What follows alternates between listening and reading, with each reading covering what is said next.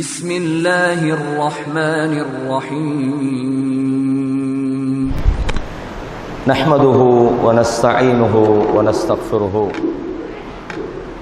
من يهده الله فلا مضل له ومن يضلله فلا هادي له وأشهد أن لا إله إلا الله وحده لا شريك له وأشهد أن محمدا عبده ورسوله أما بعد يا أيها الذين آمنوا اتقوا الله حق تقاته ولا تموتن إلا وأنتم مسلمون يا أيها الذين آمنوا اتقوا الله وقولوا قولا سديدا يصلح لكم أعمالكم ويغفر لكم ذنوبكم ومن يطع الله ورسوله فقد فاز فوزا عظيما وقال الله تعالى أيضا بعد أعوذ بالله من الشيطان الرجيم كل نفس ذائقة الموت وإنما توفون أجوركم يوم القيامة فمن زحزح عن النار وأدخل الجنة فقد فاز وما الحياة الدنيا إلا متاع الغرور. கண்ணியமான இஸ்லாமிய சகோதரர்களே, சர்வ புகழும் இந்த அகிலங்களை அடக்கி ஆளுகிற அல்லாஹ் ஒருவனுக்கே உரித்தாகட்டும். அவன்தான் வணக்க வழிபாடுகள் முழுமைக்கும் தகுதி படைத்த ஒரே ஒரு இறைவனாக இருக்கிறான். வானங்கள் பூமியிலே மறைந்திருக்கிற எல்லா விதமான ரகசியங்களையும் அந்த அல்லாஹு மாத்திரமே நன்கறிந்திருக்கிறான். மனித உள்ளங்களிலே உண்மையாக எதை அவன் நினைக்கிறானோ, மனித உள்ளங்களிலே புரையோடி போயிருக்கிற அத்தனை வகையான எண்ணங்களையும் அந்த அல்லாஹு மாத்திரம்தான் மிக அறிந்தவனாக இருக்கிறான். இந்த பூமியின் இருள்களுக்குள் மறைந்து கிடக்கின்ற ஒரு சிறிய விதையாக இருந்தாலும், அது காய்ந்ததாக இருந்தாலும் அல்லது ஈரமானதாக இருந்தாலும் அவைகளும் கூட அல்லாஹ்வுடைய பார்வைகளுக்கு மறைந்துவிட முடியாது. ஒரு மரம் தன்னுடைய இலைகளை உதிர்வதென்றாலும் அல்லாஹ்வுடைய அனுமதியின்றி அவைகள் உதிர்ந்து விட முடியாது. சாந்தியும் சமாதானமும் சத்திய தூதர் ஸல்லல்லாஹு அலைஹி வஸல்லம் அன்னவர்கள் மீதிலும் அன்னவர்களுடைய வாழ்க்கை வழிமுறைகளை தூய்மையோடு பின்பற்ற வேண்டும் என்று முயற்சிக்கிற அத்தனை நல்லடியார்கள் மீதிலும் உண்டாவதாக. கண்ணியமான இஸ்லாமிய சகோதரர்களே, புனித ரமலான் மாதத்தினுடைய நோன்பை நிறைவு செய்து அதன் பெருநாளை கொண்டாடிவிட்டு சில தினங்களாகி நாம் இந்த வணக்க வழிபாடுகளிலும் ஏனைய மார்க்க விஷயங்களிலும் மிகவும் கவனத்தோடும் ஆர்வத்தோடும் ஈடுபடுகிற ஒரு தருணத்திலே இருக்கிறோம். இந்த சந்தர்ப்பத்திலே முக்கியமான ஒரு செய்தியை எனக்கும் உங்களுக்கும் பகிர்ந்து கொள்ளலாம் என்று நான் நினைக்கிறேன். நாம் இந்த உலகத்திலே அல்லாஹ்வுக்கு பயந்து வாழுவது, நம்முடைய காரியங்களிலே தவறானவைகள் எது என்று இனங்கண்டு அவைகளை திருத்திக் கொள்வது, பாவங்களிலே ஈடுபடாமல் பாவங்களை விட்டு ஒதுங்குவது, இரவிலே எழும்பி அல்லாஹுவை வணங்குவது, அல்லாஹ்வுக்காக பல்வேறு வகையான தியாகங்களை செய்வது, இவைகளெல்லாம் மறுமையிலே அல்லாஹ்விடத்திலே வெற்றி பெற வேண்டும் என்ற நோக்கத்திலாகும். இதை விடுத்து நாம் இப்படி விளங்கிவிடக்கூடாது. நாம் தொழுவதாலோ அல்லது நாம் நோன்பு பிடிப்பதாலோ, நாம் நல்லறங்களிலே ஈடுபடுவதாலோ அல்லது அல்லாஹ்வுக்காக நாம் செய்கிற எந்த ஒரு அமல்களினாலோ நாம் அல்லாஹ்வுக்கு எதுவும் நன்மை செய்வதாக நினைத்துவிடக் கூடாது. நம்முடைய எந்த நலவுகளும் அல்லாஹ்வுக்கு தேவைப்படாது. அதே நேரத்திலே இந்த மனித சமுதாயம் முழுமையாக ஒன்று சேர்ந்து, இந்த மனிதர்கள், ஜின்கள், அதே போல படைக்கப்பட்ட அனைத்து படைப்புகளும் ஒன்று சேர்ந்து அல்லாஹுவை நாங்கள் முழுமையாக வழிபடப் போகிறோம் என்று முடிவெடுத்து வணங்கினாலும் அதனால் அல்லாஹ்வுக்கு எந்த ஒன்றும் கூடாது. இல்லை நாங்கள் எல்லாம் அல்லாஹ்வுக்கு மாறு செய்ய போகிறோம் என்று இந்த உலகத்தில் உள்ள மனிதர்கள் ஜின்கள் அனைவரும் ஒன்று சேர்ந்து உலகம் அழியும் வரையும் அவர்கள் அல்லாஹ்வுக்கு மாறு செய்வதிலே நிலைத்திருந்தாலும் அதனாலும் அல்லாஹ்வுக்கு எதுவும் குறைந்து விடாது. ஆக நம்முடைய இபாதத்துகள் நாம் அல்லாஹ்வுக்காக செய்கிற எந்த ஒன்றும் அல்லாஹ்வுக்கு நாம் நன்மை செய்வதாக நினைத்து விடக்கூடாது.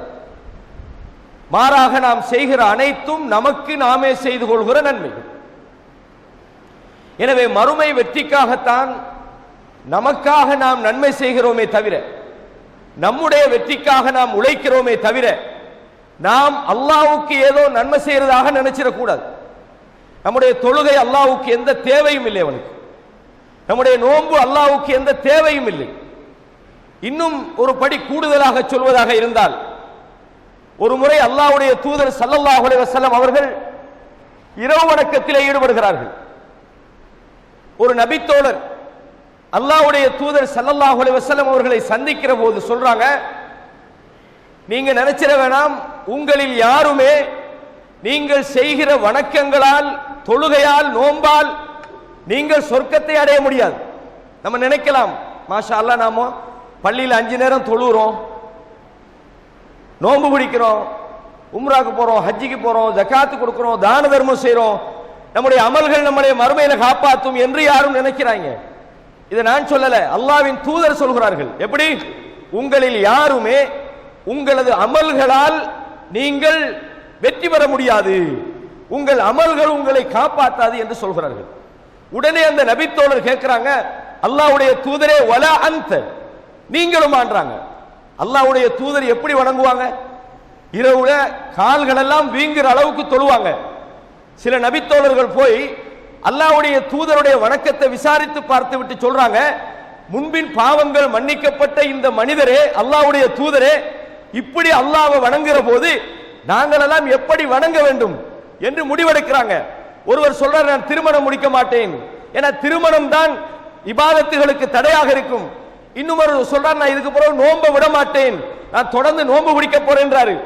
இன்னும் ஒருவர் என்ன சொல்றாரு, நான் தொடர்ந்து இரவுல கண்முழித்து நான் வணங்க போறேன்றாரு.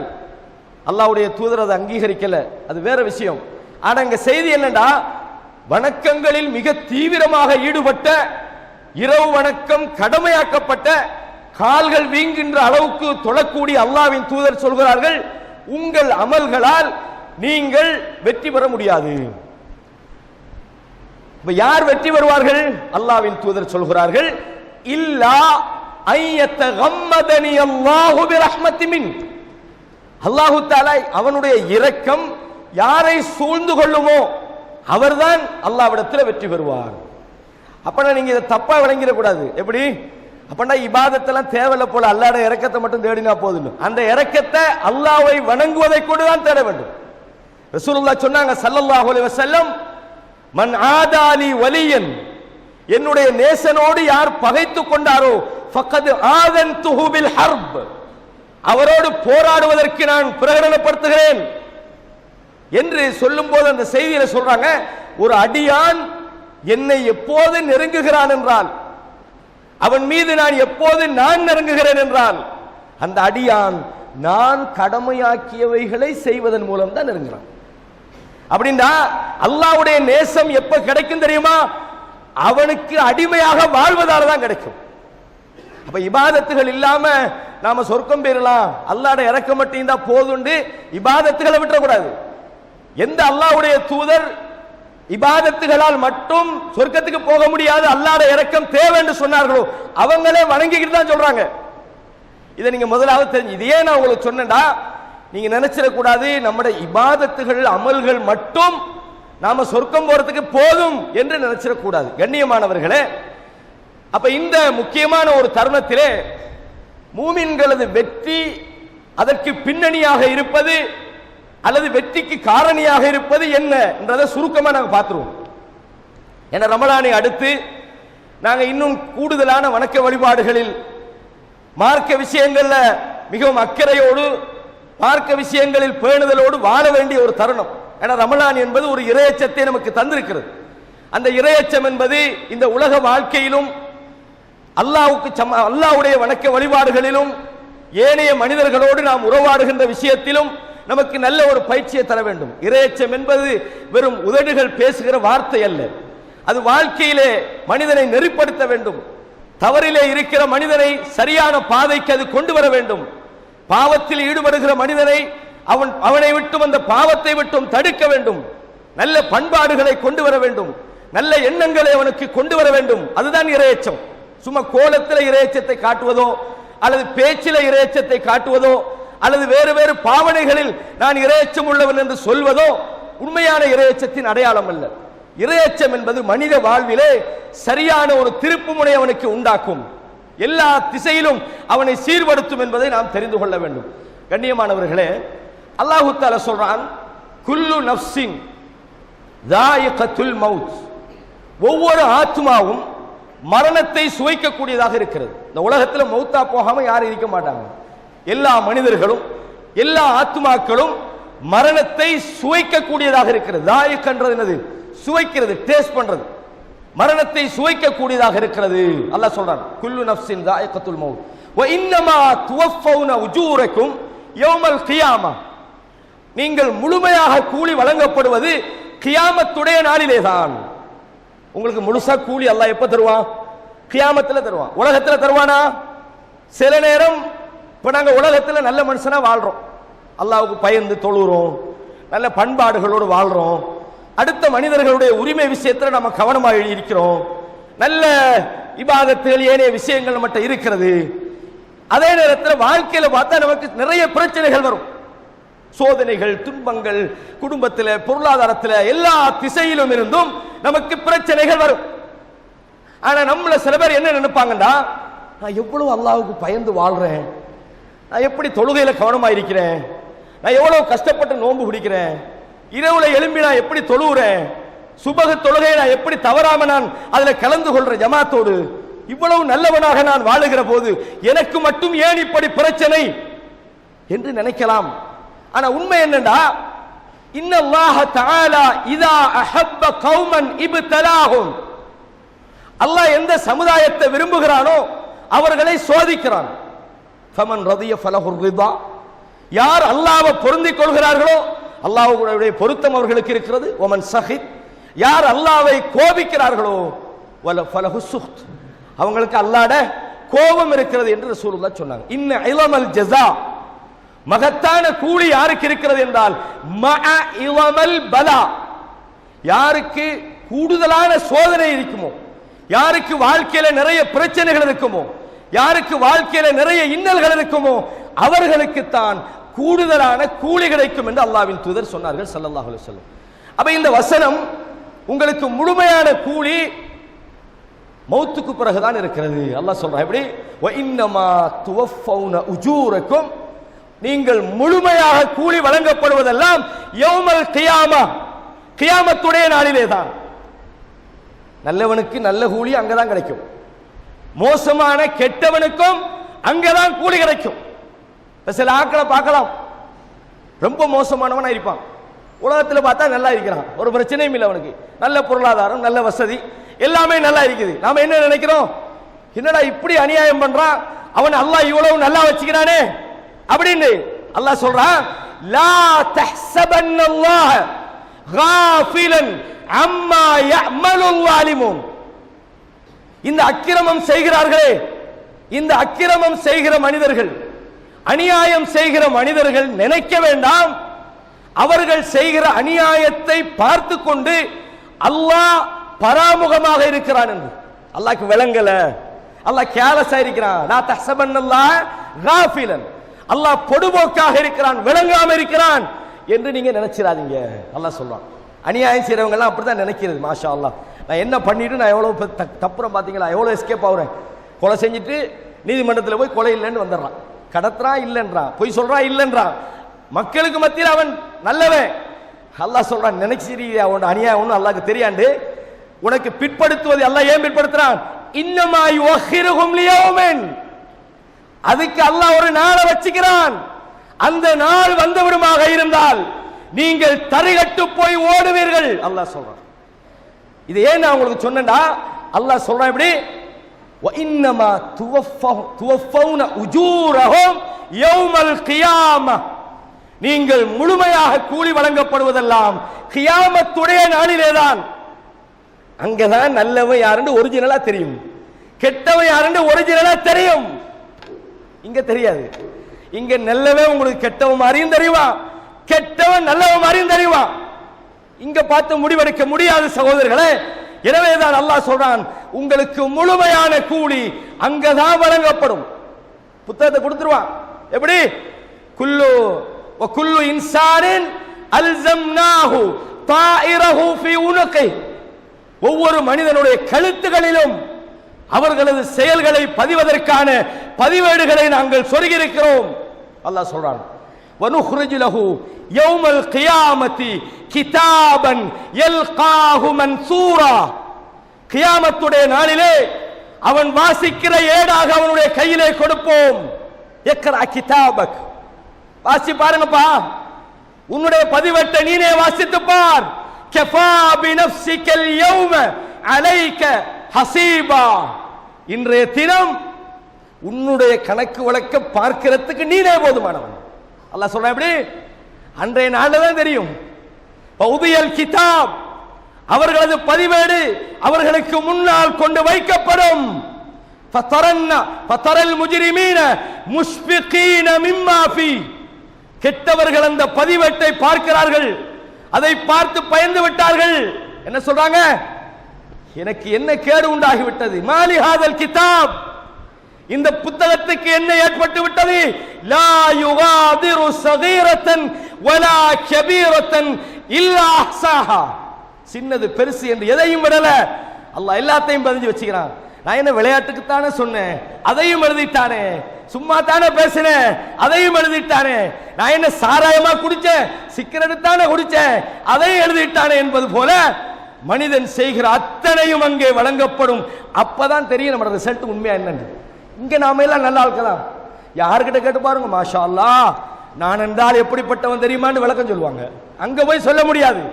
அங்க அல் யௌம நஹ்திமு அலா அஃப்வாஹிஹிம், அவங்களோட வாய்களை மூடிடுவோம், சீல் வச்சிருவோம்.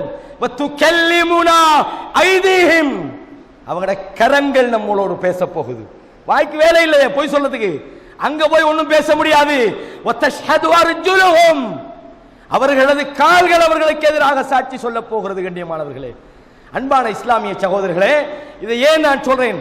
அங்கதான் விளங்க போது உங்களோட கூலி என்ன ஒழுங்கா கிடைக்குது. நம்மள நிறைய பேர் நல்லா தொழுதுமிப்பாங்க, நல்லா நோம்பு முடிச்சிப்பாங்க, எல்லாம் செஞ்சிருப்பாங்க, பார்த்தா எல்லாம் தூசி தூசியா பறக்கும் தொழுக நோம்பெல்லாம். அல்லாஹ் சொல்றான், ஃபகதிம்னா இலா மா அமிலு மின் அமலின், அவர்கள் செய்த எல்லா அமல்களையும் கொண்டு வருவோம். ஃபஜஅல்நாஹு ஹபாஅம் மன்சூரா, பரத்தப்பட்ட தூசிகளை போல நாங்கள் ஆக்கி விடுவோம். அல்லாஹ் சொல்றான். என்னது? ஷிர்க் வச்சுக்கிறாங்க. ஒரு பக்கத்துல பள்ளிவாசலை நிறைச்சாங்க, மறுபக்கத்துல போய் தர்காவை நிறைக்கிறாங்க. ஒரு பக்கத்துல பள்ளிவாசல வந்து அல்லாஹ்வை தொழுகிறாங்க, மறுபக்கத்துல போய் தர்காவுல அவுலியாக்கு போய் அறுத்து பலியிடுறாங்க. ஒரு பக்கம் அல்லாஹ்வை நம்புறாங்க, மறுபக்கம் அல்லாஹ்வுக்கு ஷிர்க் வைக்கிறாங்க. அல்லாஹ் சொல்றான், ஃபஜஅல்நாஹு ஹபாஅம் மன்சூரா, பரத்தப்பட்ட புழுதிய மாதிரி ஆக்கிடுவோம். இன்னும் கொஞ்சம் பேர் அமல் எப்படி போகும் தெரியுமா? பள்ளியில தொழுதிப்பாங்க, நோம்பு முடிச்சுப்பாங்க, இபாதத்து ஜக்காத்து நோம்பு எல்லாம், ஆனா அடுத்தவர்களோடு சரியா நடக்கல. நல்ல தொழுகையில கவனம் எடுத்தது போல, வணக்க வழிபாடுகள்ல கவனம் எடுத்தது போல, தொழுது முடிஞ்சு வெளியில போன உடனே யாரை பத்தியா பலாயும். அது என்ன அவர் அப்படி செய்யறாரு? உங்களுக்கு என்ன டியூட்டின்ற? ஒரு மனிதரை பற்றி உங்களுக்கு பேசுவதற்கு என்ன உரிமை இருக்கிறது? ஒரு முஸ்லிமை பொறுத்த வரைக்கும் அது நடக்குது. நாளைய மறுமையில எல்லாத்தையும் கொண்டுகிட்டு வருவாங்க, கொடுங்க. பள்ளிக்கு முன்னால பேசுறீங்களே, கொடுங்க. அடுத்த மனிதர்களது உரிமையிலே தலையிட்டிருந்தால், அடுத்த மனிதரது மானத்தோடு விளையாண்டிருந்தால், அல்லது காதில கேள்விப்படுகிற செய்திகளை எல்லாம் பரத்தி இருந்தால் அங்க போகும். அப்ப இபாதத்துகள் என்பது நம்மளை வெறுமனே காப்பாத்தாது, அந்த இபாதத்துகளை காப்பாற்றுற வழிகளையும் தெரிஞ்சுக்கணும். கண்ணியமான இஸ்லாமிய சகோதரர்களே, எனவேதான் அல்லாஹ் சொல்றான், உங்களில் முழுமையாக கூலி கொடுக்கப்படுவது கியாமத்து நாளிலே தான். அங்கதான் ஒழுங்கா தெரியும் என்ன ரிசல்ட் சொல்லிப்பட்டு அல்லாஹ் சொல்றான், ஃபமன் ஸுஹ்ஸிஹ அனின் நார், எவர்கள் நரகத்திலிருந்து தூரமாக்கப்பட்டு வஉத்ஹிலல் ஜன்னah, சொர்க்கத்துக்குள்ள நுழைவிக்கப்பட்டாரோ ஃபகது ஃபாஸ், அவர்தான் வெற்றி பெற்று விட்டார். அல்லாஹ் சொல்றான். யார் வெற்றி பெற்று விட்டார்? இன்னைக்கு நம்ம ஒரு ஆள்கிட்ட கூப்பிட்டு யாரப்பா வெற்றி பெற்ற ஆள்னு கேட்டா என்ன சொல்லுவோம்? மாஷா அல்லாஹ் அவர் பரவாயில்லப்பா, என்ன நல்ல வாகனம் வச்சுக்கிறாரு, வீடு வாசல்லாம் ஒழுங்காக கட்டிக்கிறாரு, நல்ல சொத்து கழிக்குது, கடை இது, வியாபாரம், காசு பணம், எதுக்குமே பிரச்சனை இல்லை. அந்த மாதிரி உலகத்தில் யாரை நல்லவர் என்று பொருளாதாரத்தில் வெற்றி நினைக்கிறோமோ அவர் தான் உண்மையான வெற்றியாளர். ஒருவர் இருப்பார், கூலி வேலை செய்வார், 5 நேரமும் பள்ளிக்கு வருவார், நல்ல இபாதத்துகளை ஈடுபடுவார். அவரெல்லாம் அவ்வளோ சக்சஸ் இல்லைப்பா, லைஃப்ல ஃபெயிலியர் ஆயிட்டாங்க, அவங்க தொழில எல்லாம் ஒழுங்கா இல்லை அப்படி நினைக்கிறோம். நாங்கள் சொல்றோம் இல்ல, சொல்றல்ல. அப்ப உலகத்தில் ஒருவருடைய உண்மையான சக்சஸ் நம்முடைய உலகத்தின் பார்வையில் அவருக்கு உலகத்தில் ஒரு செல்வாக்கோ பணமோ படிப்போ என்ன சரி பொருளாதாரமோ என்ன சரி இருந்தா அவர் வெற்றி பெற்று விட்டார் என்று நாம நினைக்கிறோம். ஆனா உண்மையான வெற்றி என்ன தெரியுமா? ஃபமன் ஸுஹ்ஸிஹ அனின் நார், எவர்கள் நரகத்திலிருந்து தூரமாக்கப்பட்டு வஉதுஹிலல் ஜன்னா, சொர்க்கத்துக்குள்ள நுழைவிக்கப்பட்டானோ அவன்தான் வெற்றி பெற்றவன்.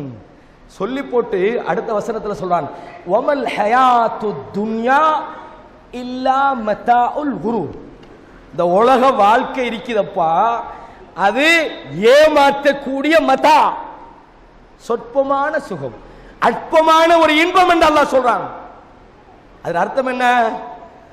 இந்த உலகம்டாலே ஏமாத்துறது, அதனால சம்பாதிக்க போகாத, தொழிலுக்கு போகாத, வெளிநாட்டுக்கு போகாத, வியாபாரத்துக்கு போகாத அப்படி வழங்கிடப்படாது. உலகம் என்பது மறுமையை திசை திருப்பாமல் உலகம் எங்களை வைத்திருக்குமாக இருந்தா அது பெஸ்ட். அல்லாஹ் சொல்றானே இல்லையா, زُيِّنَ لِلنَّاسِ حُبُّ الشَّهَوَاتِ مِنَ النِّسَاءِ, இந்த மனிதர்களுக்கு பெண்களை விரும்புவது, வல் பனீன் ஆம்பளை பிள்ளை இருக்கென்று விரும்புவது, வல் கனாத்தீரில் முகந்தரத்தி மினல் ذهب والفضة, தங்கமும் வெள்ளியும் குவியல்களாக இருக்க வேண்டும் என்று ஆசைப்படுவது, வல் கைலில் முஸவ்வமா, நல்ல ஒரு உயர்தரமான குதிரை இருக்க வேண்டும் என்று ஆசைப்படுவது, வல் ஹரஸ் விவசாய நிலங்கள், வல் அன்ஆம் கால்நடைகள், இதெல்லாம் விருப்பமாக இருக்கிறது. அல்லாஹ் சொல்றான்.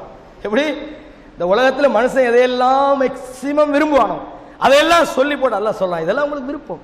அல்லாஹ் வேணான்னு சொல்லல, நீ விரும்பாதீங்கன்னு சொல்லல. ஆம்பளை பிள்ளைக்கு ஆசை தான் எல்லாருக்கும், பெண்களை விரும்புறது இயல்பாக மனுஷனுக்கு இருக்கிறது. அல்லாஹ் சொல்லி போட்டு சொல்றான், ஆனால் இது உலகத்தில் அற்பமானது. அல்லாஹ் சொல்றான், இதுக்காக மறுமையை மறந்துடாதீங்க. உலகத்தில் உங்களுக்கு அல்லாஹ் இதையெல்லாம் தந்த உடனே அல்லாஹ் மறந்துடாதீங்க, மறுமை இருக்குதே அதுதான் உண்மையான இடம் என்று அல்லாஹ் சொல்றாங்க. ذَلِكَ مَتَاعُ الْحَيَاةُ الدُّنْيَا, இது உலகத்தின் அற்பமான இன்பமாகும். எனவே கண்ணியமான இஸ்லாமிய சகோதரர்களே, மறுமையிலே நாம் வெற்றி பெற வேண்டுமாக இருந்தால் நாம் முக்கியமான 3 விஷயங்களை கவனிக்கணும். சுருக்கமா சொல்றேன், 3 விஷயங்கள்ல நீங்க கவனம் எடுக்கவே வேண்டும்.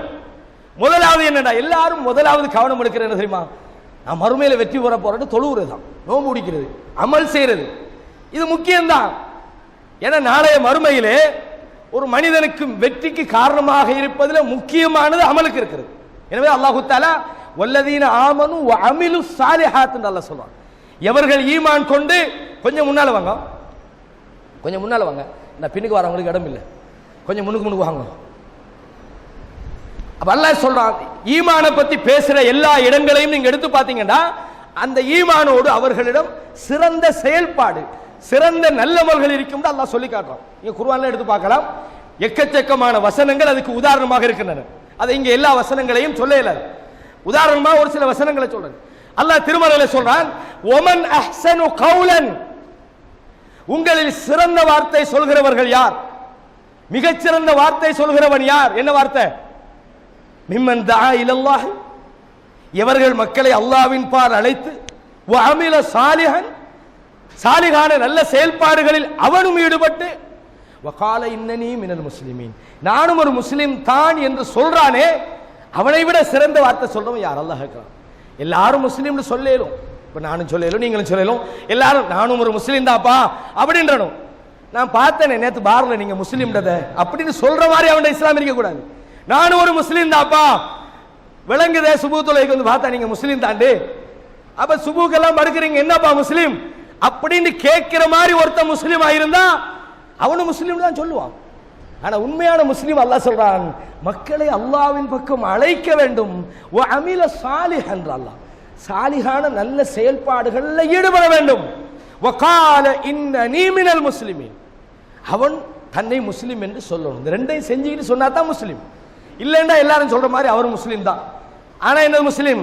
வெள்ளிக்கிழமை மட்டும் பள்ளிக்கு வர முஸ்லிம், அல்லது பெருநாள் தொழுகைக்கு மட்டும் வர முஸ்லிம், அல்லது 4 வக்துக்கு மட்டும் வருவாரு, சுபுக்கு வரமாட்டார், அந்த முஸ்லிம். அப்படியே முஸ்லிம் கிடைக்கிறாங்க. அப்ப கண்ணியமானவர்களே, இந்த இடத்துல நான் சொல்ல வர செய்தி என்னன்னா, ஒரு முஸ்லிம் என்று சொல்வதில் சிறந்த வார்த்தை யாருக்கு சொந்தம் சொன்னா, அவன் சாலிகான நல்ல செயல்பாடுகளில் ஈடுபடும். குறிப்பாக அல்லாஹ் கடமையாக்கிய அல்லாஹ்வுடைய கடமைகளை அவன் சரியாக நிறைவேற்ற வேண்டும். அப்ப இது முக்கியமானது.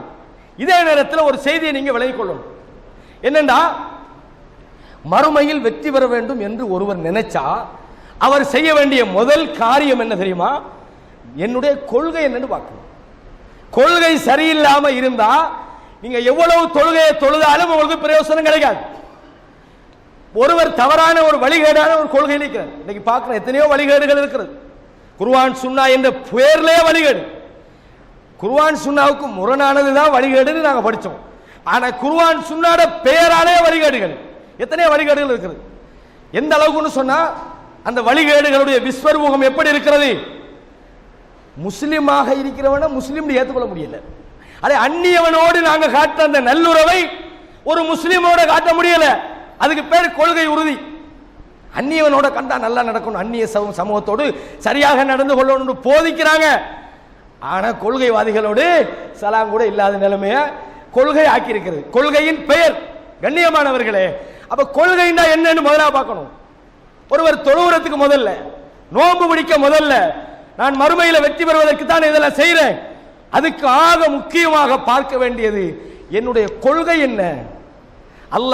அல்லாஹ்வும் தூதரும் சொல்லி தந்த கொள்கையில் இருக்கிறனா, அதுக்கு மாற்றமான கொள்கையில் இருக்கிறனா? இப்ப நீங்க கேட்கலாம், அதே என்ன கொள்கையை பார்க்கிறது? பள்ளிக்கு வந்து தொழுதா சரிதானே, இரவுல எழும்பி தஹஜ்ஜத் தொழுதா சரிதானே, நோன்பு பிடிச்சா சரிதானே, உம்ராக்கு போனா சரிதானே, கொள்கை என்னத்தை பார்க்கறதுன்னு நீங்க நினைக்கலாம். முதலாவது பள்ளிக்கு வந்து தொழணும், அதுக்கு பிறகு தான் கொள்கை அப்படி நினைக்கிறாங்க. தொழுகை நோன்பு போன்ற இபாதத்துகள் முக்கியம்தான், இல்லை என்று சொல்லல. ஆனால் அதைவிட முக்கியமாக ஒரு மனிதன் பார்க்க வேண்டியது அவனது கொள்கை என்னன்னு பார்க்கணும். ஏன் நான் இதை சொல்றேன்னா, நாளைய மறுமையில சில மனிதர்கள் இருக்கிறாங்க, வணக்க வழிபாடுகள்ல குறைவாய்ப்பாங்க, சில நேரம் தொழுகையில கூட சரியாக ஈடுபட்டிக்க மாட்டாங்க. அவங்களோட கொள்கை சரியாக இருக்கிறது. தௌஹீத், தௌஹீதுன்னா இந்த கொடி போட்டுக்கிட்டு போற தௌஹீது நான் சொல்லல, அது பேருக்கு வைப்பாங்க. தௌஹீத் என்கிற கொள்கை சிந்தனை, அல்லாஹ் ஒருவனை மட்டும் வணங்க வேண்டும், அல்லாஹ் அல்லாத வேற யாரையும் வணங்க கூடாது, அல்லாஹ்வும் தூதரும் காட்டிய வழியிலே தான் நம்முடைய இந்த உலக வாழ்க்கை அமைய வேண்டும் என்று சொல்கிற கொள்கை. நான் இந்த கொடி போட்டு போர்டு போடுற அந்த தௌஹீதை சொல்லல, அப்படி எல்லாரும் நினைக்கிறாங்க. அந்த கொள்கை சரியான கொள்கையில நாம இருந்தா இபாதத்துகள்ல குறைவாயிருந்து, சில நேரம் தொழுகையில பொழுதுபோக்காயிருந்து, ஏனைய பாவமான காரியங்கள் அவர் ஈடுபட்டிருந்தாலும் கூட என்றாவது ஒரு நாள் அவர் தௌஹீதில இருந்தார் என்பதற்காக அல்லாஹ் அவரை இந்த நரகத்திலிருந்து வெளியாக்கி சொர்க்கத்துக்கு அனுப்புவான். என்றாவது ஒரு நாள் சான்ஸ் இருக்கிறது. அதே நேரத்தில் ஒருவர் கொள்கையில் அல்லாஹ் எங்கன்னு கேட்டா அவன் எல்லா இடத்திலும் இருக்கிறான்னு சொல்றாரு. அல்லாஹ் அல்லாத எல்லாத்தையும் போய் என்ன செய்யறாரு? கபருக்கு போய் நேர்ச்சை கட்டுறாரு, கபூர்ல போய் அறுத்து பழிகிறாரு, எல்லா வகையான சிறுக்கிலையும் ஈடுபடுறார், எல்லா விதத்திலையும் ஈடுபடுறார். ஆனா தொழுகையில ஒரு வக்து தவற மாட்டாரு. ஹஜ்ஜிக்கு ஒவ்வொரு வருஷமும் போறாரு, உம்ராக்கெல்லாம் போறாரு. நான் முதலாவது சொன்னது கொள்கையில உறுதியாக்கிறாங்க, தொழுகையில மத்த இபாதத்துகளை குறைவாக்கிறாங்க. இவங்க என்றைக்குனாலும் சொர்க்கம் போறதுக்கு சான்ஸ் இருக்கிறது. ஆனால் கொள்கையில எதெல்லாம் செய்யறாங்களோ அந்த தவறையெல்லாம் செய்து கொண்டு நல்ல முறையில தொழுகிறாங்க, நல்ல முறையில இபாதத்தை செய்யறாங்க, அவங்களுக்கு என்னைக்குமே சொர்க்கம் போக கிடைக்காது. உங்களுக்கு ஆச்சரியமாயிக்கும், என்னடா ஒழுங்கா தொழாதவன் நோம்பு பிடிக்காதவன்லாம் என்னைக்கு நான் சொர்க்கம் போகலான்னு சொல்றாரு. நல்லா தொழுது நோம்பு பிடிச்சி சொக்காத்து கொடுத்து எல்லாம் செஞ்சு கொள்கையில சரியில்லாட்டி சொர்க்கத்துக்கு போகவே கிடைக்காது என்று எப்படி சொல்லலாம்? கண்ணியமான இஸ்லாமிய சகோதரர்களே, சொர்க்கத்துக்கு முதல் நிபந்தனை கொள்கை சரியாயிக்கணும். நான் ஏற்கனவே உங்களுக்கு சொன்னேன், சிலர் அமல்கள் கொண்டு வரப்பட்டு நாளைய மறுமையில அது தூள் தூளாக மாற்றப்பட்டு பறக்க விடப்படும். அல்லாஹ் சொல்றான், யார் அல்லாஹ்வுக்கு ஷிர்க் வைக்கிறானோ அவனுக்கு சொர்க்கம் ஹராம், போகவே இயலாது. ஷிர்க் இல்லாம ஒருத்தன் வாழ்றான், பாவத்தில் வாழ்றான், அவனுக்கு என்னைக்காவது சொர்க்கம் போறதுக்கு வாய்ப்பு இருக்கு. இதை நான் சொல்லல, அல்லாஹ்வின் தூதர் சொல்கிறார்கள். நாளைய மறுமையிலே சில பேர் நரகத்துக்கு சொர்க்கத்துக்கு போயிடுவாங்க. இப்ப அவர்களுக்காக சிலர் சிபாரிசு பண்றாங்க. முதலாவது வானவர்கள் போய் அல்லாஹ்ட்ட சிபாரிசு பண்ண, அல்லாஹ் இந்த மனிதர்களுக்கு எல்லாம் ஒரு மன்னிப்பு கொடு, நரகத்தில் இருக்கிறாங்க, அல்லாஹ் வெளியாக்குறான். திருப்பி நபிமார்கள் போறாங்க, தங்களோட உம்மத்துக்காக சிபாரிசு பண்றாங்க, அல்லாஹ் அந்த நபிமார்கள் சிபாரிசுக்காக வெளியாக்குறான். கடைசியாக மூமின்கள் போறாங்க, யா அல்லாஹ் எங்களோட தான் இருந்தாங்க, தொழுதாங்க, நோன்பு பிடிச்சாங்க, எல்லாம் செஞ்சாங்க, பாவம் செஞ்சு நரகத்தில் இருக்கிறாங்க அப்படின்னு போறாங்க. அல்லாஹ் என்ன செய்றான், மூமின்கள்ட்ட சொல்றான், போங்க உங்களுக்கு யாரெல்லாம் நீங்க சொல்றீங்களோ எல்லாரையும் வெளியாக்குங்க. இப்படி வெளியாக்கிய ஒரு தீனார், அரை தீனார், இப்படி ஈமான் உள்ள கொஞ்சமான ஈமான் உள்ளவர்கள் எல்லாம் வெளியாக்குறாங்க. இப்ப அல்லாஹ் என்ன சொல்ல தெரியுமா, வானவர்கள் சிபாரிசு பண்ணினாங்க, சிபாரிசு பண்ணி வெளியாக்குறாங்க. நபிமார்கள் சிபாரிசு பண்ணினாங்க, வெளியாக்குறாங்க. மூமின்கள் சிபாரிசு பண்ணினாங்க, வெளியாக்குறாங்க. இப்ப யாரு சிபாரிசு பண்ணணும்? நான் தானப்பா அர்ஹமுர் ராஹிமீன். வானவர்களுக்கு வந்த இரக்கம், நபிமார்களுக்கு வந்த இரக்கம், மூமின்களுக்கு வந்த இரக்கம் எனக்கு இல்லையா? அல்லாஹு தஆலா சொல்றான், இந்த ரஹ்மானுடைய இரக்கம் தான் மிச்சமாக இருக்கிறது என்று சொல்லி அல்லாஹ் தன்னுடைய கையை போட்டு நரகத்திலிருந்து வெளியாக்குறான். இவர்கள் யார்? லம் யஅமலு லில்லாஹி கைரன் கத். அல்லாஹ்வுக்கு எந்த நன்மையும் செய்யல. அப்படின்னா என்ன அர்த்தம்? தொழல, நோன்பு பிடிக்கல, எந்த நன்மைன்னா தொழுதினா குறைஞ்ச தொழுதிக்கிறாங்கன்னா சொல்லணுமே. லம் யஅமலு லில்லாஹி கைரன் கத். அதாவது அவர்கள் எந்த கைர்களையும் செய்யவில்லை. இப்போ ஜும்மாக்கு வந்த ஆட்களுக்கு ஒரு பெரிய சந்தோஷம், மாஷா அல்லாஹ், அப்ப தொலாட்டியும் அல்லாஹ் சொர்க்கத்துக்கு அனுப்புவான் போல. ஏன்னா எந்த நன்மையும் செய்யாட்டி அல்லாஹ் அனுப்புறானே, அல்ஹம்துலில்லாஹ், ஒரு ஆதாரம் கிடைச்சு போச்சு அப்படி நினைச்சிடாதீங்க. நரகத்துக்குள்ள போய் கிடக்கணும். அது எவ்வளவு காலம்ன்றது அல்லாஹ் சொல்லல. அது 10 வருஷமா, 1000 வருஷமா, 2000 வருஷமா, அல்லது 1,00,000 வருஷமா இல்ல. நரகத்தை பொறுத்தவரையும் அல்லாஹ் சொல்றான், இன்னஹா சாஅத் முஸ்தகர்ர வ முகாமா. அது கொஞ்ச நேரம் நீங்கள் தங்குவதாக இருந்தாலும், நீண்ட நாள் தங்குறதா இருந்தாலும் மோசமான தங்கப்படும், பெயராதீங்கன்றான். அப்ப நரகத்துக்கு போகக்கூடாதுன்னு நினைச்சீங்கன்னா ஒழுங்கா தொழுவோம். என்கிட்ட கொள்கை இருக்கு, நான் விடிய விடிய தௌஹீதை பேசிட்டு தொழுது படுத்தா சுபூன் தொழுதில்லை, லோஹரும் தொழுதில்லை, அப்படி தௌஹீத்வாதின்னு எக்கச்சக்கமா இருக்கிறாங்க. நாம சொல்ற தௌஹீத்வாதி யார் தெரியுமா? நீங்க எப்படி கொள்கையை பேசுறீங்களோ அந்த கொள்கையை நடைமுறைப்படுத்த வாங்க. கண்ணியமானவர்களே, அப்ப மறுமை வெற்றிக்கு முதல் காரணம் கொள்கை தான். நீங்க ஒரு கூட்டத்தை பத்தி கேள்விப்பட்டிருப்பீங்க, இவர்களுக்கு ஹாரிஜியான்னு சொல்லுவாங்க, அல்லது ஹரூரியான்னு சொல்லப்படும். இஸ்லாமிய சமுதாயத்தில் அல்லாஹ்வுடைய தூதருக்கு புறவு தோன்றிய முதல் இயக்கம். அவனோட மெயின் கொள்கை என்னன்னு கேட்டீங்கன்னா தக்ஃபீர், அடுத்தவங்களை காபிராக்கிறது கொள்கை. இந்த ஏத்தாளில் ஒரு கூட்டம் இருந்தாங்களே, இப்ப நாசமா போய் துண்டு துண்டா போய் ஒரு அட்ரஸும் இல்லாம போயிட்டாங்க. அவங்களுக்குள்ள 72 பிரிவு, அது தனியா பேசுவோம். அந்த மாதிரியான ஒரு சிந்தனை உள்ளவர்கள் தான் இந்த ஹாரிஜியாக்கள். இந்த ஹாரிஜியாக்கள் இவங்க எப்படி பாங்க தெரியுமா? சஹாபாக்களை பார்த்து ரசூலுல்லாஹ் சொல்றாங்க. யாரை பார்த்து? நம்மளை பார்த்து சொல்லி நீங்க ஃபெயிலா போய்ப்போம். சஹாபாக்களை பார்த்து சொல்றாங்க. எப்படி சொல்றாங்க? தஹ்கிரூன ஸலாத்தக்கும் மஅ ஸலாத்திஹிம். உங்க தொழுகைய, யார தொழுகைய? சஹாபாக்களுடைய தொழுகையை அவங்களோட தொழுகையோடு நீங்கள் ஒப்பிட்டு பார்த்தீங்கன்னா உங்க தொழுகையெல்லாம் அற்பமா நினைப்பீங்கன்றாங்க. சஹாபாக்கள் பிதத்தான தொழுகையை பார்த்து அற்பமா நினைச்சுப்பாங்களா? பின்னால கூட்டுதோ ஓதுறான், குணுத்து ஓதுறான், இவன் தொழுகையெல்லாம் தொழுகையான்னு நினைச்சுப்பாங்க. சரியான தொழுகை தொழுதியான்னு அர்த்தம். அப்படி தொழுவார்கள். நோன்பு உங்க நோம்போடு அவங்க நோம்போட பார்த்தீங்கன்னா நீங்க உங்க நோன்பு அற்பமா நினைப்பீங்கன்றாங்க. குர்ஆன ஓதுவாங்கன்றாங்க. குர்ஆன ஓதுவார்கள். சுப்ஹானல்லாஹ். அவங்கள பார்த்து என்ன சொல்லிக்கணும் அல்லாஹ்வுடைய தூதர்? எங்க கண்டாலும் போய் சேர்ந்து கொள்ளுங்கன்னா சொல்லணும். எங்க நீங்க அவங்கள சந்திச்சாலும் போய் சேர்ந்து கொள்ளுங்கன்னா சொல்லணும். ஆனா அப்படி சொல்லல. எப்படி சொல்றாங்க? ஐனமா சகிஃப்துமுஹும் ஃபக்துலுஹும்டாங்க. எங்கு நீங்கள் அவர்களை கண்டாலும் கொன்றுங்கன்றாங்க.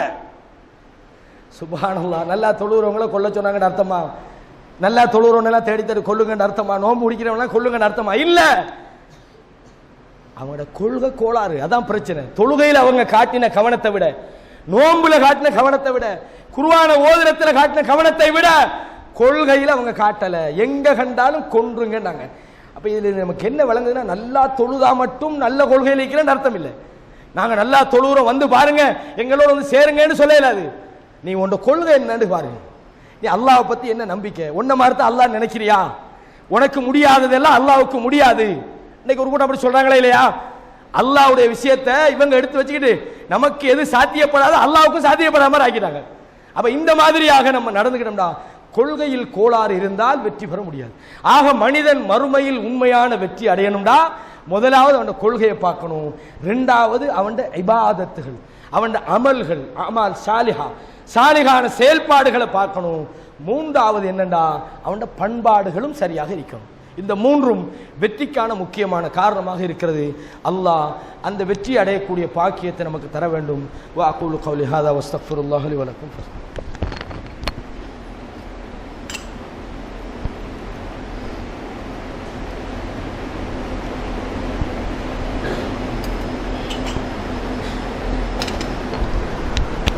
அல்ஹம்துலில்லாஹி வஸ்ஸலாத்து வஸ்ஸலாமு அலா ரசூலில்லாஹ் முஹம்மது இப்னு அப்துல்லாஹ் வபாத். கண்ணியமானவர்களே, மறுமையிலே வெற்றி பெற வேண்டும் என்ற நோக்கத்தோடு தான் நம்முடைய ஒவ்வொரு செயல்பாடுகளும், மூமினாக வாழக்கூடிய ஒவ்வொரு மனிதனும் அந்த வெற்றிக்காக ஆசைப்படுகிறான், அந்த மறுமை வெற்றியை அடைய வேண்டும் என்பதற்காக முயற்சிக்கிறான், அதுக்காக தியாகம் செய்கிறான், அதுக்காக தன்னுடைய நேரங்களை, தன்னுடைய பொருளாதாரங்களை எல்லாம் அவன் இழக்கிறான். சில பொழுதுகளிலே தன்னுடைய குடும்பங்களை கூட அல்லாஹ்வுடைய இந்த மார்க்கத்துக்காக அவன் பகைத்துக் கொள்கிறான், தன்னுடைய உறவினர்களோடு அவன் விரோதிக்கிறான், சில நேரம் சில எதிர்ப்புகளையும் பிரச்சனைகளையும் அவன் சந்திக்கிறான், சில நேரம் தேவையில்லாத வசைமொழிகளை அவன் வாழ்க்கையிலே சந்திக்கிறான். இதெல்லாம் என்ன காரணம்டா, மறுமையில் நாங்கள் சொர்க்கம் போகணும், அல்லாஹ்வுடைய தண்டனையை அடைந்து விடக்கூடாது என்பதற்காக. அப்போ சொர்க்கம் போகணும் என்று நினைக்கிற சகோதரர்கள் நான் சொன்ன இந்த முக்கியமான விஷயங்களில் கவனம் எடுக்கணும். முதலாவது நம்முடைய கொள்கை. மாஷா அல்லாஹ், ஒரு அழகான நம்ம கொள்கை இருக்கிறோம். தௌஹீத், குர்ஆன் சுன்னாவை மாத்திரம் அடிப்படையாக கொண்டு நம்முடைய அக்கீதா இருக்கிறது. அல்லாஹ்வை பற்றிய நம்பிக்கை நம்முடைய சரியாக இருக்கிறது, நம்முடைய ஈமான் சரியாக இருக்கிறது, அக்கீதாவுடைய நம்பிக்கை சார்ந்த செயல்பாடுகளிலே நாங்கள் சரியாக இருக்கிறோம், அல்லாஹ்வை பற்றி சரியாக நாங்கள் நம்புகிறோம், அவனுடைய வானவர்களை சரியாக நம்புகிறோம், வேதங்கள் விஷயத்தில் நாங்கள் சரியான நம்பிக்கையோடு இருக்கிறோம், நபிமார்கள் விஷயத்தில் நாங்கள் தெளிவான ஒரு அக்கீதாவுடைய சிந்தனையோடு இருக்கிறோம். அல்ஹம்துலில்லாஹ். அதே நேரத்தில் ரெண்டாவது நாங்கள் கவனம் எடுக்க வேண்டிய விஷயம் தான் என்ன, இந்த இபாதத்துகள் விஷயத்தில். இந்த இபாதத்துகளை பொறுத்தவரை நான் ஏற்கனவே உங்களுக்கு சொன்னேன், இந்த இபாதத்துகளை நம்ம முக்கியமாக கவனம் எடுக்க வேண்டும். நாங்கள் நினைச்சிடக்கூடாது நம்ம செய்கிற தொழுகை இவ்வளவு நான் அல்லாவுக்காக தொழுகிறேன், அவன் எனக்கு ஒன்றும் தாரான் இல்லைன்னு சொல்லிடப்படாது. ஏன்னா அல்லாவுக்கு நீங்கள் நன்மை செய்யலை, அவன் விரும்பினா தான் உங்களுக்கு தருவான், அவன் விரும்பினா தான் உங்களுக்கு உதவி செய்வான். அல்லாவின் தூதர் எப்படிப்பட்ட அல்லாவுக்கு நெருக்கமான ஒரு மனுஷன், அவங்களோட சாப்பாடு எப்படி இருந்தது, திங்கிறதுக்கு சாப்பாடு இல்லை, வயிற்றுல என்ன செய்வாங்க, சாப்பாடு இல்லாமல் பட்டினியால் கல்லுகளை கட்டிட்டு இருக்கிறாங்க, பல நாட்கள் அவங்க என்ன செஞ்சுக்கிறாங்க, பசியில இருந்துக்கிறாங்க, பல நாட்கள் அவங்களோட வீடுகளில் அடுப்பு எரியலன்னு ஹதீஸ்களை நாங்கள் பார்க்கிறோம். அப்ப நாம் அல்லாவுக்கு பயந்து வாழுகிற போது உலகத்தில் அல்லாஹ் எல்லாத்தையும் தரணும்னு எதிர்பார்க்க கூடாது.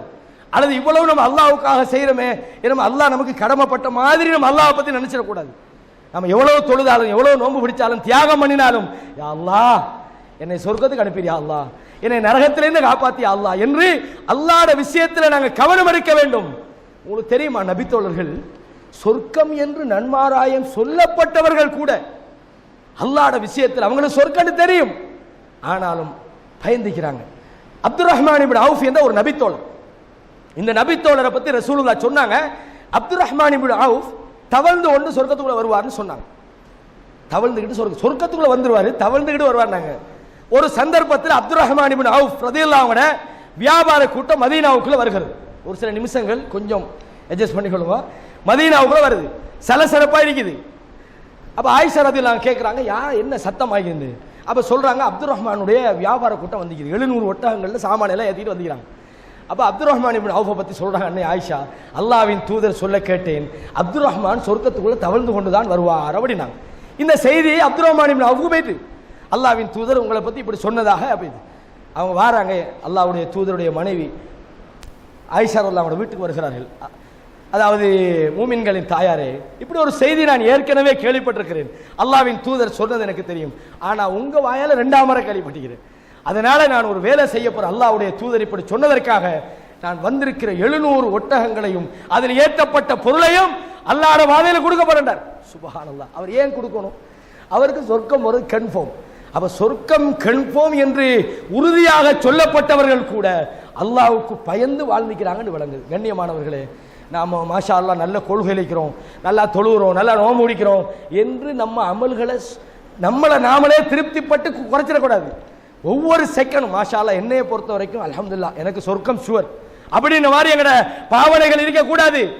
நம்ம எப்பவும் யா அல்லாஹ் என்னை நரகத்திலிருந்து காப்பாத்து, அந்த சொர்க்கத்துக்கு எப்படி கடைசி செகண்ட் வரையும் அல்லாஹ்வுடைய தூதர் சொன்னாங்களா இல்லையா, ஒரு மனிதர் சொர்க்கத்துக்கான காரியத்தை செய்து கொண்டே இருப்பார். கடைசி செகண்ட்ல அவர் நரகத்துக்குரிய காரியத்தை நரகத்துக்கு போறாங்க. அல்லாஹ் காப்பாத்தணும். யா முகல்லிபல் குலு, உள்ளங்களை புரட்டுகிறவனே, சப்பித் கல்பி அலா தீனிக், என்ற உள்ளத்தை உண்ட மார்க்கத்தில் உறுதியா வை என்று அல்லாஹ் இடத்துல அதை கேட்டுக்கிட்டே இருக்கணும். அதே மாதிரி அம்ர் இப்னு ஆஸ் என்ற நபித்தோழர் கடைசி நேரத்தில் அவர் மரண படுக்கையில் கிடக்கிறாங்க. அவரை நலம் விசாரிப்பதற்காக சில பேர் போய்க்கிறாங்க. போகும்போது அவர் என்ன செய்றார்னா, செவர் பக்கம் திரும்பிக்கிட்டு அழுகிறார். அழுது கொண்டே இருக்கிறார்கள். அவருடைய மகன் கேட்கிறாரு, யா அபத அமா பஷரக ரசூலுல்லாஹ் கதா வ கதா, அல்லாஹ்வின் தூதர் உங்களுக்கு இப்படியெல்லாம் நற்செய்தி சொல்லவில்லையா? உங்களுக்கு சுபசோபனம் சொல்லலையா? உங்களுக்கு சொர்க்கத்தை பத்தி சொல்லலையா? நீங்கள் ஏன் அழ வேண்டும்? உடனே அம்ர் இப்னு ஆஸ் சொல்றாங்க, ரலியல்லாஹு அன்ஹு சொல்றாங்க, என் வாழ்க்கையில் எனக்கு 3 படித்தரங்கள் தாண்டி இருக்கிறேன். முதலாவது படித்தரம் என்ன தெரியுமா? நான் அல்லாஹ்வின் தூதருக்கு விரோதியாக இருந்தேன். எந்த அளவுக்கு விரோதி என்று சொன்னா, அல்லாஹ்வுடைய தூதரை கண்டிருந்தா கொன்றிருப்பேன். அல்லாஹ் காப்பாற்ற வேண்டும். அன்றைக்கு நான் மௌத்தா போயிருந்தா நேர நரகத்துக்கு போய்ப்பேன். ஆனால் அல்லாஹ் என்ன உள்ளத்துக்குள்ள இஸ்லாத்தை போட்டான். நான் அல்லாஹ்வுடைய தூதரிடத்தில் வருகிறேன். வந்து அல்லாஹ்வுடைய தூதரிடத்தில் நான் இஸ்லாத்துக்கு வரப்போறேன். யார் சொல்லலாம், கையை நீட்டுங்கன்னு சொல்றாங்க. பையத்து செய்வதற்கு, இஸ்லாத்துக்கு வர்றதுக்கு உடன்படிக்கை செய்வதற்காக வேண்டி. அப்ப உடனே ரசூலுல்லாஹ் கையை நீட்டுவாங்க. அம்ர் இப்னு ஆஸ் மடக்கிடுவாங்க. அப்ப கேட்கிறாங்க, மாலக்க யா அம்ர், அம்ரே உனக்கு என்ன நடந்தது, ஏன் இப்படி செய்றீங்கன்றாங்க. உடனே சொல்றாங்க அம்ர் இப்னு ஆஸ், அல்லாஹ்வின் தூதரே, நான் உங்களிடத்தில் ஒரு நிபந்தனை போட போறேன்றாங்க. என்ன நிபந்தனை? தஷ்தரித் மாதா அப்படின்றாங்க. என்ன நிபந்தனைன்றாங்க? அல்லாஹ்வின் தூதரே, நான் நிறைய பாவம் செஞ்சுக்கிறேன். நான் சொர்க்கம் போறது இந்த பாவம் மன்னிக்கப்படுமா இல்லையான்னு எனக்கு தெரியும். நான் இஸ்லாத்துக்கு வேணா வாரேன், என்ன பாவம் மன்னிக்கப்படுமா இல்லையா? உடனே ரசூலுல்லாஹ் சொன்னாங்க, அம்ரே உங்களுக்கு தெரியாத, அன்னல் இஸ்லாம தஹ்திமு மா கான கப்லஹு, இஸ்லாத்துக்கு ஒருத்தன் வந்தா அவர் முன் செய்த பாவங்களை எல்லாம் அது உடைத்து விடும் என்று தெரியாதா? இஸ்லாத்துக்கு வந்தா எல்லாம் போயிடும், பயப்படாதீங்க. யார் அல்லாஹ் தௌபா செய்றானோ அவருடைய பாவங்கள் எல்லாம் நன்மையா மாற்றப்படும் என்று குர்ஆன் சொல்கிறது. அப்போ உடனே அம்ர் இப்னு ஆஸ் சொல்றாங்க, அன்று நான் மௌத்தா போயிருந்தா சொர்க்கத்துக்கு போய்ப்பேன். ஏன்? என்ன பாவம் எல்லாம் மன்னிக்கப்பட்டது. ஆனால் ரசூலுல்லாஹ் இப்படி சொல்லி நான் எவ்வளவு காலம் வாழ்ந்திருக்கிறேன், இதுவரைக்கும் நான் எவ்வளவு செயல்களை செஞ்சுக்கிறேன், எனக்கு எவ்வளவு பொறுப்புகள் தரப்பட்டிருக்கிறது, இதுல எல்லாம் நான் எப்படி இருக்கிறேன் என்று எனக்கு தெரியவில்லை. கண்ணியமானவர்களே, இந்த பயம், அல்லாஹ்வை பற்றிய ஆதரவு, அல்லாஹ் என்ன காப்பாற்றணுன்ற அந்த அச்சம் ஒவ்வொரு முஸ்லிமுடைய உள்ளத்திலையும் அது இருக்கும். அது எடுபற்றப்படாது. நம்மளே நம்ம திருப்தி பற்றக்கூடாது. மாஷா அல்லாஹ், நான் தௌஹீதில் இருக்கிறேன், நல்லா தொழுகிறேன், நல்லா அப்படின்றப்படாது. நம்மளோட திருப்தி நமக்கு இருந்தாலும், அல்லாஹ் பற்றி அந்த நம்பிக்கை நம்மகிட்ட இருந்தாலும், அல்லாஹ்வை ஆதரவு வைப்பது இருந்தாலும், அந்த பயத்தோடு அது இருக்கும். அல்லாஹ் நீதான், இப்ராஹிம் அலைஹிஸ்ஸலாத்துக்கு அல்லாஹ் தான் சொன்னா காபத்துல்லா புனர்நிர்மாணம் மனசை சொல்லி அதை கட்டி போட்டு அல்லாஹ்ட்ட கேட்கிறாங்க, யா அல்லாஹ் ரப்பனா தகப்பல் மின்னா, என்னட்ட இந்த வேலையை நீ, அல்லாஹ் சொன்ன வேலையை தான் செஞ்சாங்க, அவங்களா போய் செய்யல. அல்லாஹ் சொன்ன ஒரு விஷயத்தை அல்லாஹ்வுக்காக செய்றாங்க. அது செஞ்சு முடிஞ்சு அல்லாஹ்ட்ட கேட்கிறாங்க, யா அல்லாஹ் என்னை இந்த பணியை ஏற்றுக்கொள்வாயாக. இந்த உணர்வோடு நம்முடைய எல்லா செயல்பாடுகளும் இருக்கிறோம். நம்ம கொள்கையில் இருக்கலாம், நம்மகிட்ட நல்ல செயல்பாடுகள் இருக்கலாம், அதில் ஆர்வமாக இருக்கலாம்.